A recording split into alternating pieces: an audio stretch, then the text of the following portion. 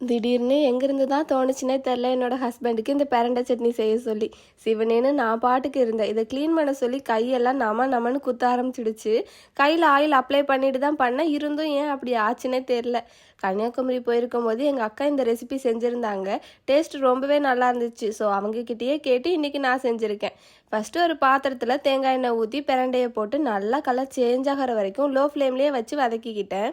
அப்புறம் பிரண்டையை எடுத்துட்டு 1/2 டீஸ்பூன் கடலைப்பருப்பு, 1 டீஸ்பூன் உளுந்தம்பருப்பு, 4 வரமிளகாய், கருவேப்பிலை, 4 பல் பூண்டு, சீரகம் மட்டும் போட மறந்துட்டேன். எல்லாத்தையுமே வதக்கிட்டு ஃபைனலாக ஸ்டவ்வை ஆஃப் பண்ணிவிட்டு 1/2 கப் தேங்காய் துருவல், சின்ன துண்டு புளியும் சேர்த்து மிக்ஸ் பண்ணி ஆறுனதுக்கு அப்புறம் மிக்ஸி ஜாரில் போட்டு சால்ட்டு, தேவையான அளவு வாட்டர் ஊற்றி நல்லா நைஸாக அரைச்சி எடுத்துக்கிட்டேன்.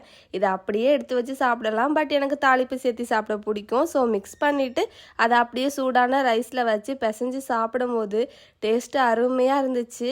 இது இட்லி, தோசைக்கு எல்லாத்துக்குமே சூப்பராக இருக்கும். நீங்கள் செஞ்சது இல்லைன்னா சும்மா ட்ரை பண்ணி பாருங்கள். முட்டு வலியெல்லாம் இருந்தால் பறந்து போயிடுமாமா.